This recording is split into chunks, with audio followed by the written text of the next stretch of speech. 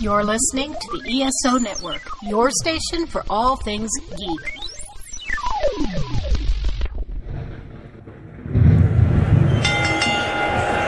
The following podcast is scheduled for one fall.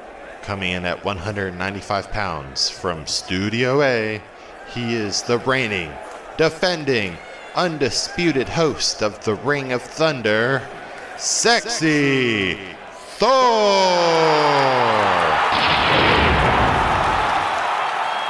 Hello and welcome to the last Ring of Thunder of 2020. This was originally going to be an episode about all the trying to find all the positive things that happened in 2020, but unfortunately something bad really did happen on Saturday, and yeah, it's really the only thing that I could really talk about here is that John Huber, aka Luke Harper in WWE and Brodie Lee on the Indies and in AEW, passed away Saturday from a non-COVID lung disease at 41 years old. He was known as Brodie Lee on the Indies, and he debuted in WWE as the mysterious man brought in by Bray Wyatt, who squashed Jason Jordan that November as Bray looked on. Then Bray officially introduced him as Luke Harper, first son of the Wyatt family. They would soon bring Eric Rowan into the fold and made their mark on the main roster a year or so later in an incredible feud with The Shield. During this time, he got excommunicated from the Wyatt family and joined the Authority, but right before Survivor Series, and he defeated Dolph Ziggler to become Intercontinental Champion.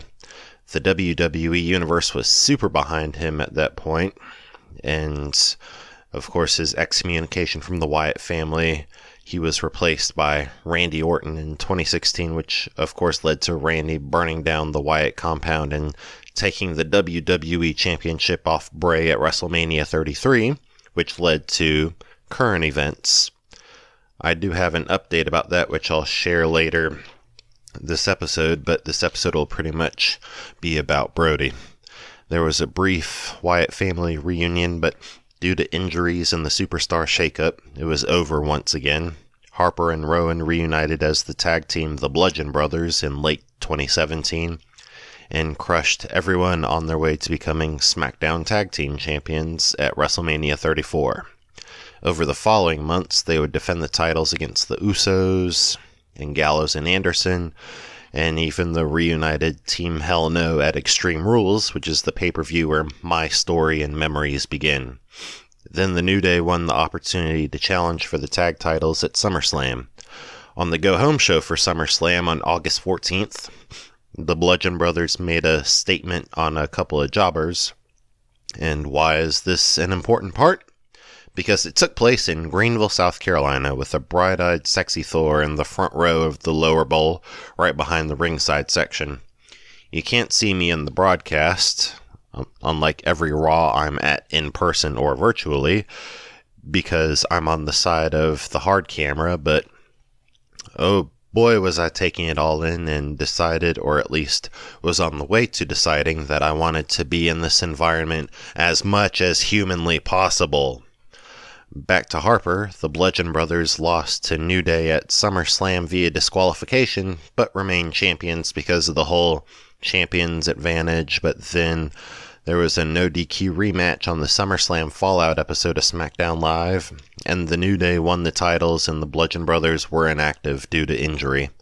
Rowan came back in January 2019 to work with the new Daniel Bryan, aka Mr. Kick Butts and Nuts, and Harper came back to participate in the men's battle royal at WrestleMania 35.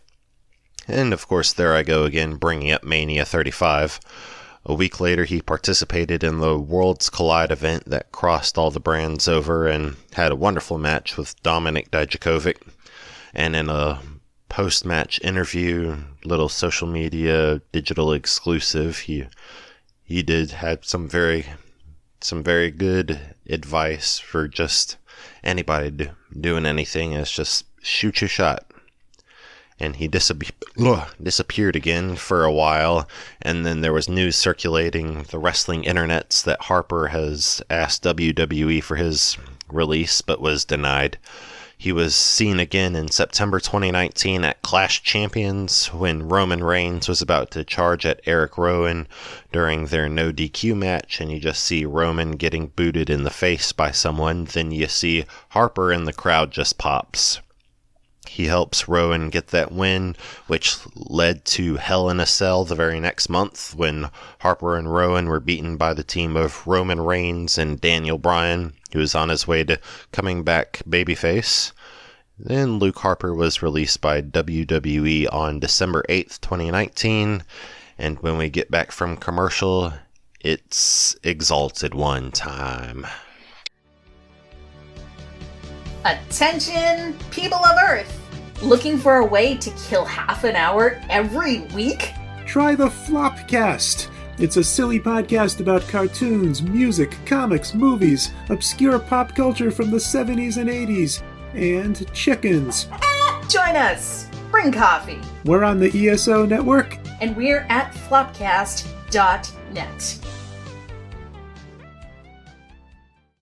My name is Mark McCray, and I'm the author of The Best Saturdays of Our Lives. I'm Dan Klink, co-host of the Best Saturdays of Our Lives podcast. The Best Saturdays of Our Lives features programming trends from the 1966 television season all the way through the last hurrah of the early digital age of the 1990s. On the show, if it's animated, we talk about it. Order your signed copy today at tbsool.com. And listen to the podcast at esonetwork.com and all podcast platforms. Hello. Have you ever wondered how much Jerry Siegel and Joe Shuster sold Superman's rights to DC for?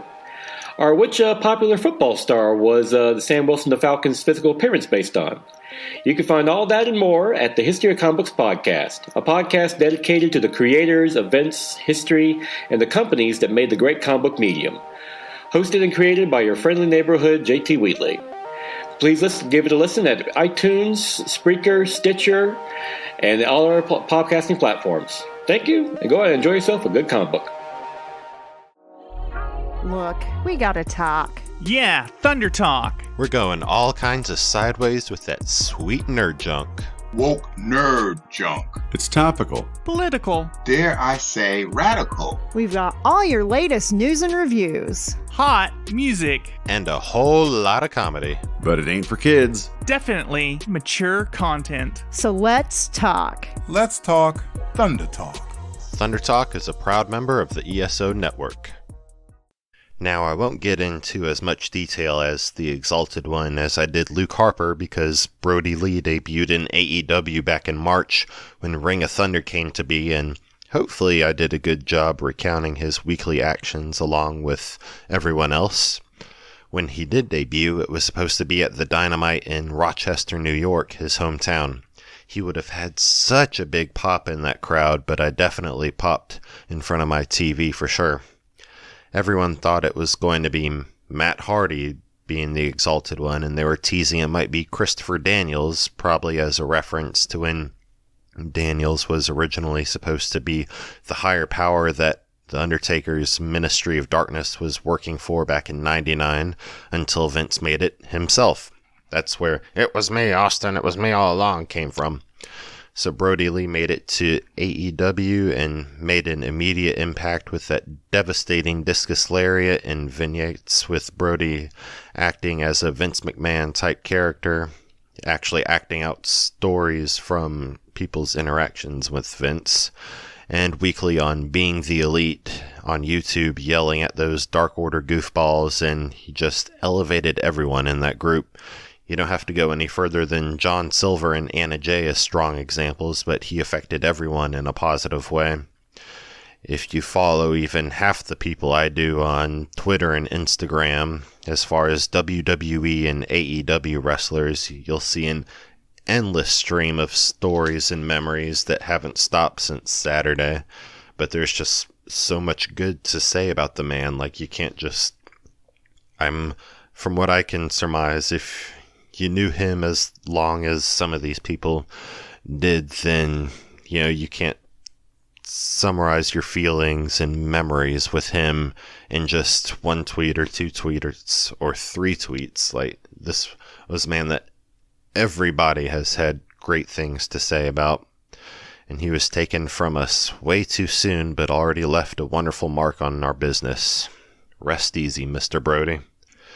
With that said, I know this is going to be a short one, and honestly, I might be looking at keeping him shorter or not. I mean, we just see where the wind blows on Mondays. But a quick update concerning what's up with The Fiend after being set on fire. Randy Orton came to the ring during last week's Raw bragging about it when the lights went out, Fiend style, and he was just like, what? And the light came back on with Alexa Bliss swinging on a swing set in the ring, known as Alexa's Playground. She was toying with Randy, saying the Fiend could be at the beach, getting a suntan, or at a restaurant, eating his favorite food, barbecue. But she knows he's under all the layers of the earth. He's finally home. But if he comes back, he'll be back like you've never seen before. The only thing they're advertising about tonight's Raw is, what does Alexa have in store for the Viper? I'm here for an Alexa Randy feud. Absolutely, 100%. I mean, why not? And also, personally, in real life, I know Bray is definitely one of the ones having a very hard time with one of his true brothers passing. So I just hope, if he's taking time off, he's doing well, and if working is more of his way to help him get through something, then I just hope he's keeping occupied and just however he can stay generally well and mentally well, everything.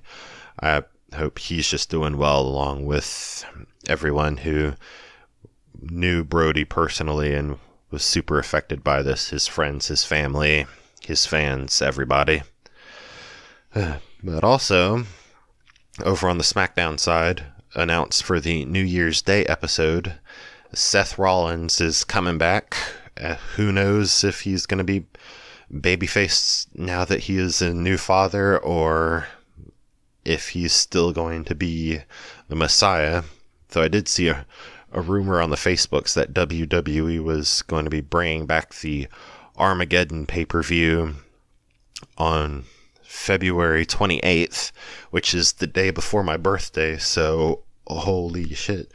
Something to actually look forward to on my birthday. Imagine that.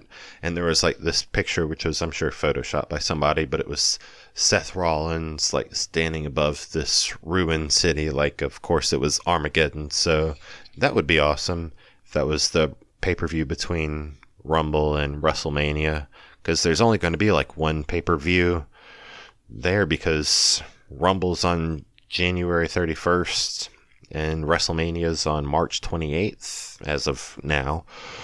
So yeah, either they're going to like bunch up two pay-per-views in between, or there's just going to be one February pay-per-view, and this is just going to be a Road to WrestleMania mostly traveled through the TV shows, because usually there's like Elimination Chamber and Fastlane, though this year Fastlane was replaced by Super Showdown, but let's not talk about that.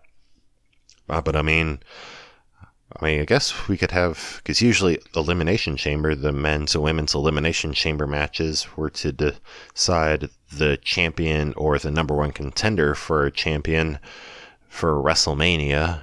So, but I mean, hey, we can have Elimination Chamber matches in Armageddon. We don't have to have pay-per-views that are named after gimmick matches. Cough Elimination Chamber, cough Money in the Bank, cough Hell in a Cell, cough Tables, Ladders, Chairs, cough, wow, oof, all these coughs. And also on Christmas Day, the SmackDown there was pretty cool.